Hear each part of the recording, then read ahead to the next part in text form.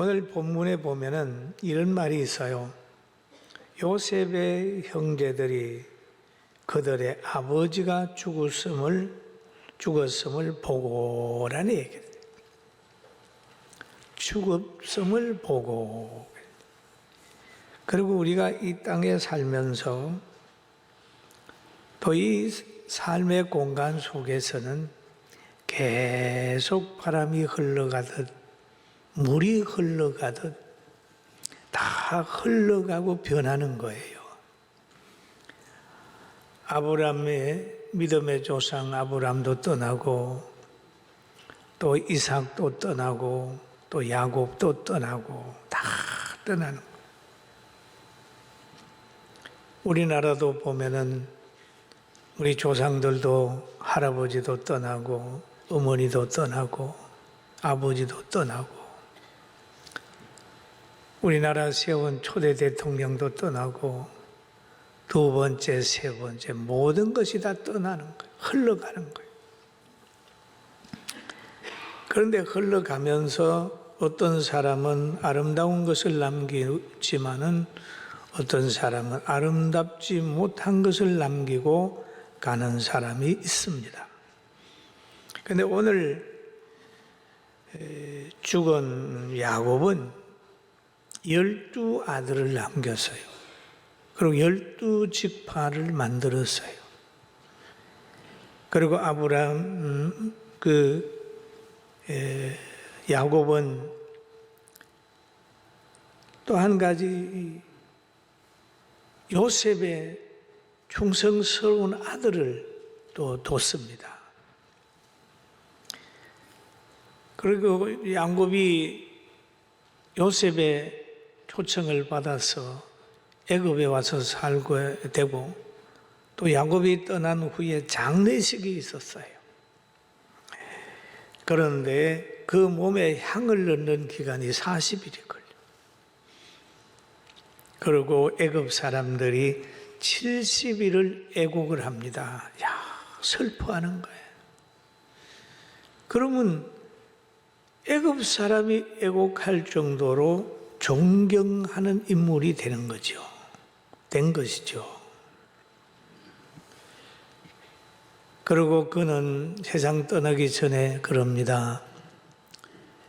요셉아, 내가 세상을 떠나면 이 애굽에다가 장례하지 말고 아브라함이 만들어 놓은 우리 조상이 만들어 놓은 그곳에 나를 장례해라, 묻어달라라고 하는 유언을 합니다. 그러니까 요셉은 그 유언을 받들어 가지고 바로 왕에게 얘기를 합니다. 아버지 유언이 이렇습니다. 그랬더니 바로가 그럼 그대로 해라. 그대로 해라. 그래서 야곱의 장례식은 애굽에 있은 게 아니라 가나안으로 가는 거예요.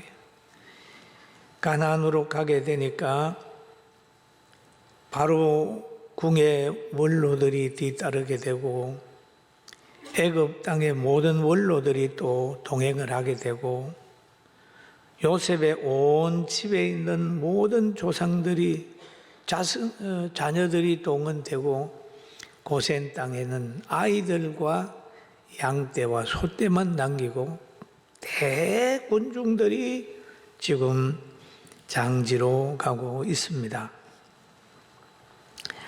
그런데 이 요셉이 주관을 하고 야곱의 장례식을 보면 애굽이 참 복받은 나라다 그렇게 보는 거예요. 왜?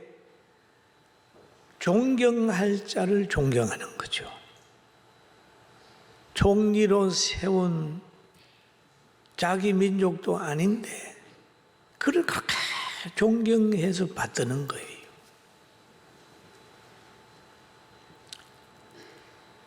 그리고 또 한 가지는 진정한 사람은 조화를 이룰 줄 아는 겁니다. 사람들은 빈부, 귀천할 것 없이 다 조화를 이루고 살아요. 문화와 모든 것이 달라도 화합하면서 사는 것이 사람의 모습입니다. 서로 돌보고 협력하고 살아가는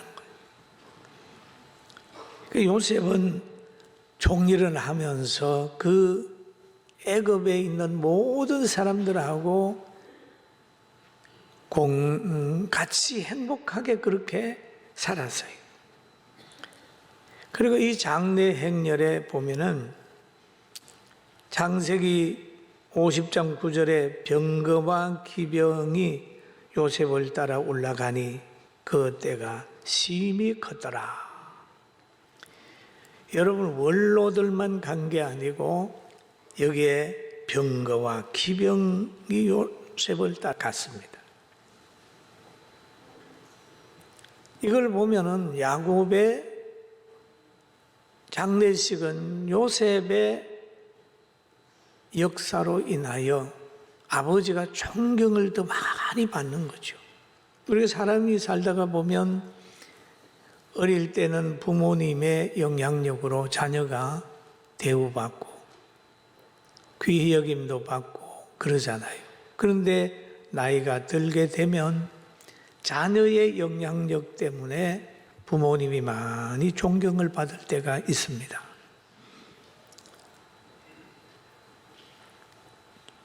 그러나 때로는 부모님 때문에 자녀가 허탈감에 빠질 수가 있고 또 자녀 때문에 부모가 허탈감에 빠지고 눈물을 흘릴 때도 있어요. 그런데 요셉은 자녀의 아버지에게 굉장한 자랑거리고 장래 모든 것을 빛낼 수 있는 그런 사람이 된 겁니다. 그래서 요셉이 총리가 돼서 타문화 사람, 다른 사람, 모든 사람들이 다 공유하면서 그 애굽을 굉장한 부국으로 만들어줬어요. 아주 무서운 7년 가뭄에서 애굽을 보호해 준 겁니다. 그 세계에서 가장 부국을 만들어줬어요. 그런데 사람이라고 하면 지도자가 세워지면 그 지도자가 잘 할 수 있도록 박수를 치고 그 가족을 귀하게 여기고 박수를 보내야 돼요. 이렇게 될 때 그 나라가 잘 되고 세움받은 지도자는 늘 하나님 두려운 줄 알아야 되는 거예요. 사람 같은 사람이 돼야 되죠. 그리고 짐승과 사람의 차이점이 있습니다. 사람은 늘 도덕성이 있고 양심이 있고 남을 배려하는 그런 것이 있는데 짐승은 늘 무리를 짓습니다. 자기밖에 모르는 거예요. 약육강식이에요.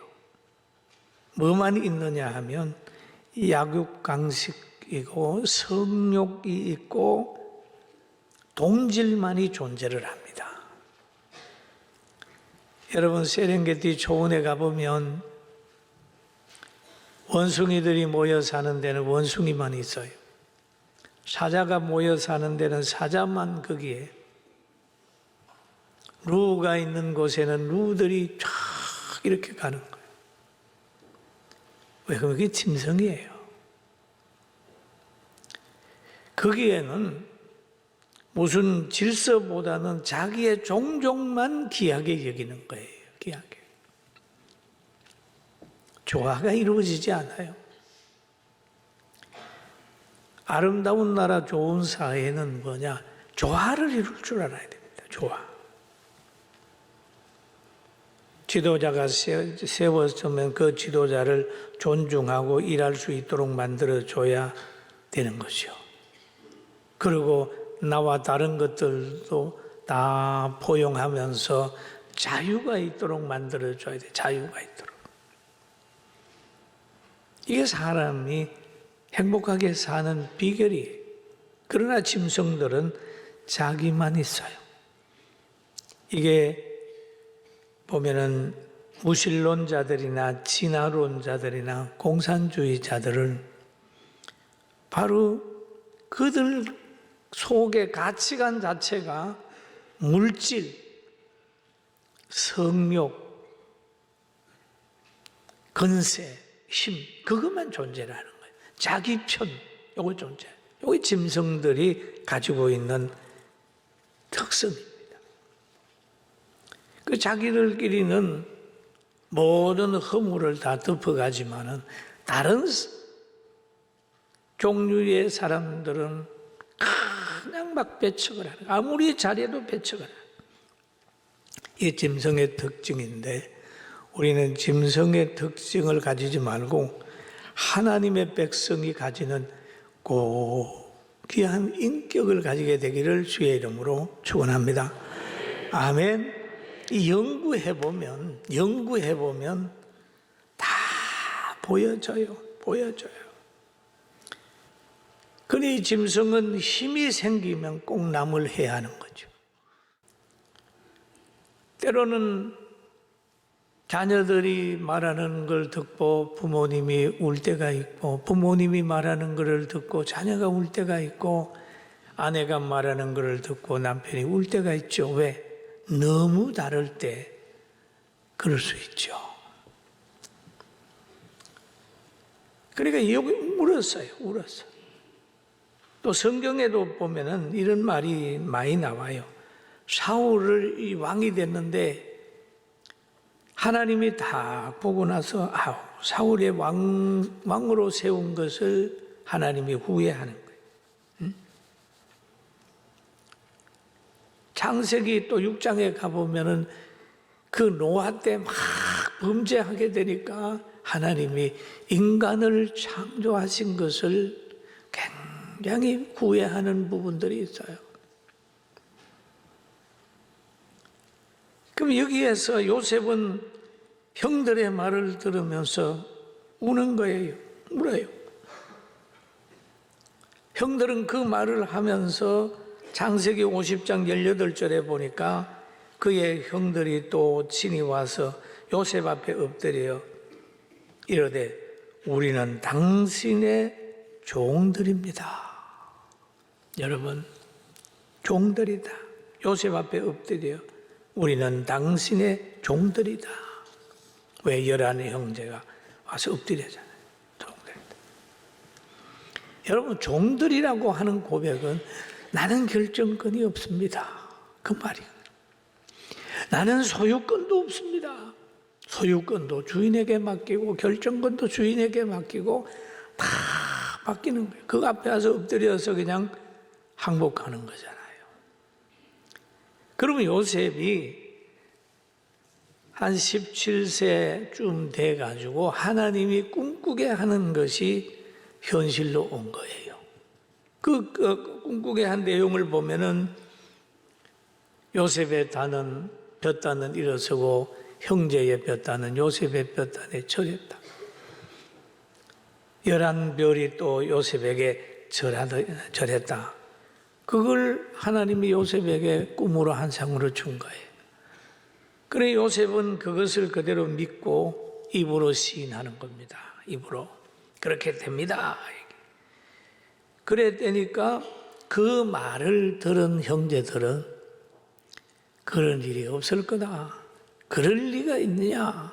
네가 그러면 우리보다 더 잘 산단 말이냐. 그러면서 분노하게 되는 거예요.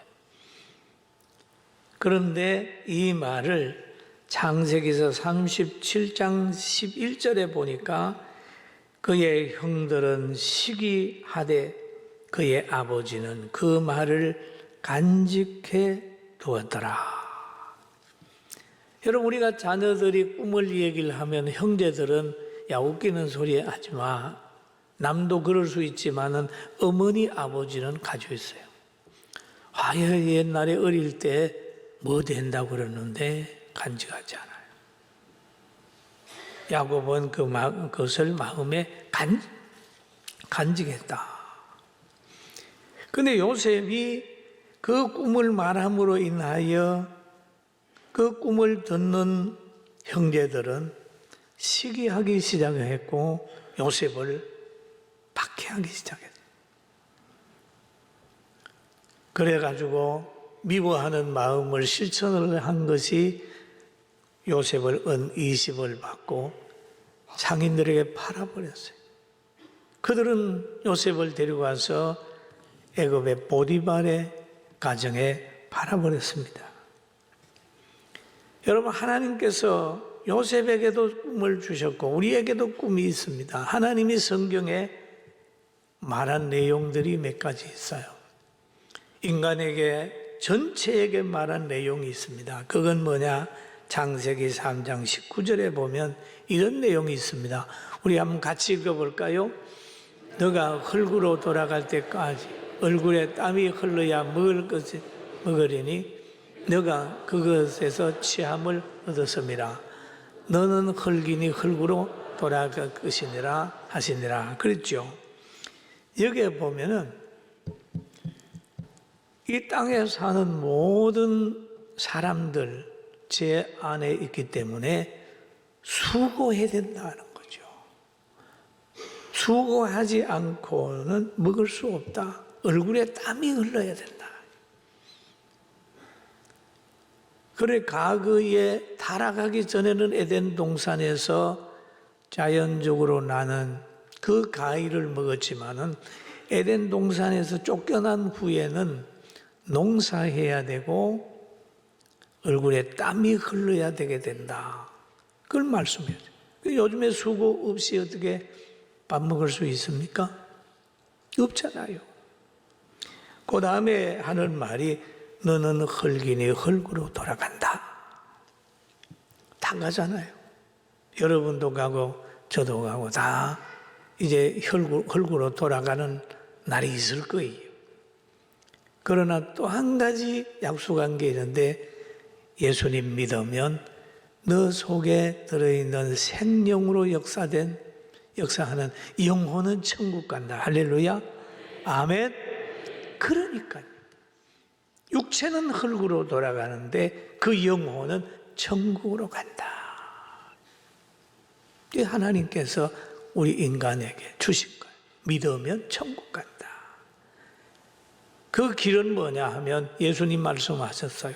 나는 길이요 진리요 생명이니 나로 말미암지 않고는 아버지께로 올 자가 없다. 그랬어요.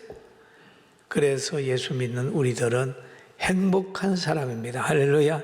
흙으로 돌아가는 육체보다는 속 사람이 천국 가는 기쁨이 너무 큰 것이죠. 그런 다음에 성경은 또 말합니다. 시대적으로 변화가 올 거다. 예수님 말씀하셨어요. 마태복음 24장 11절 12절에 한번 같이 보십니다. 거짓 선지자가 많이 일어나 많은 사람을 미혹하겠으며 불법이 성함으로 많은 사람의 사랑이 식어지리라. 그랬습니다. 사랑이 식어지리라. 거짓 선지자가 많이 일어나. 지금은 기조심해야 됩니다, 여러분. 잃는 눈도 조심해야 돼요. 왜? 거짓된 것이 너무 많습니다. 미혹하는 게 너무 많습니다. 성경을 우리는 하나님의 말씀으로 믿는데 하나님의 말씀이 아니라고 하는 사람이 많잖아요. 그리고 불법이 성함으로 많은 사람이 사랑이 식어진다. 너무 불법이 많으니까 모든 사람들이 사람을 못 믿는 거예요.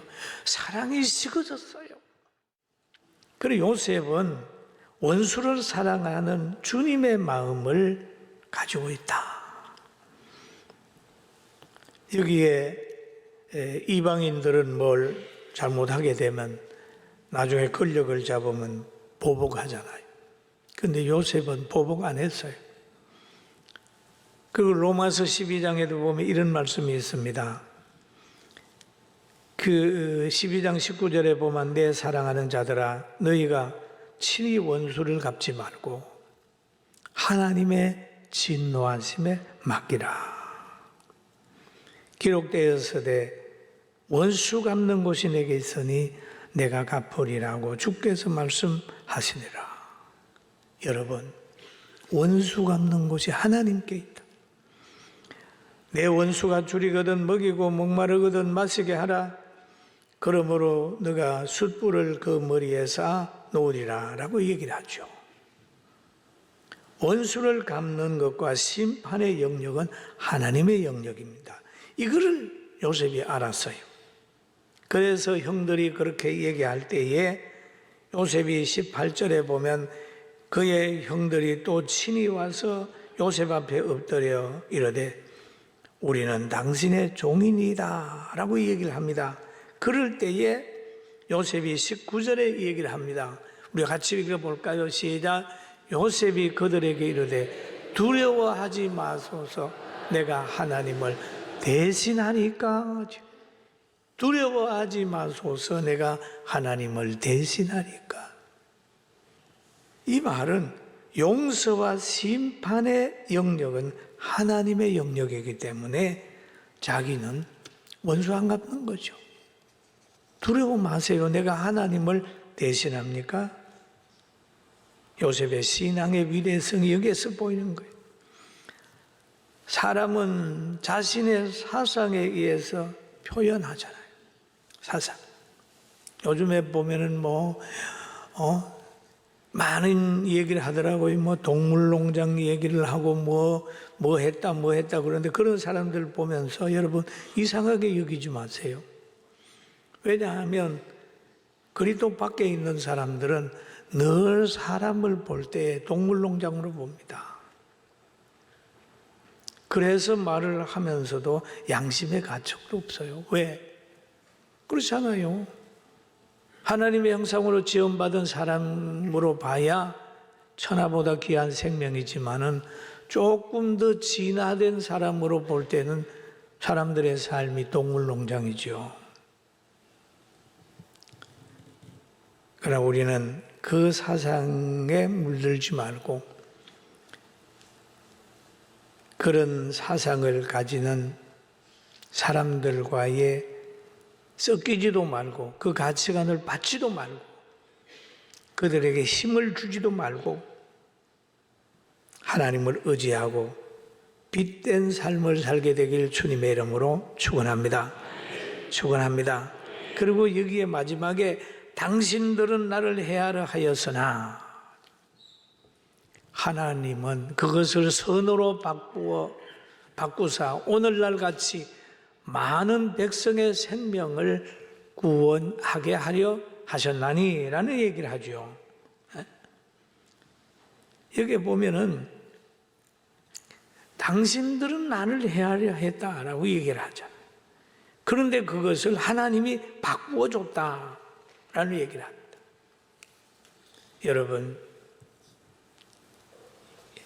여러분을 해할 자가 다가온다 할지라도 그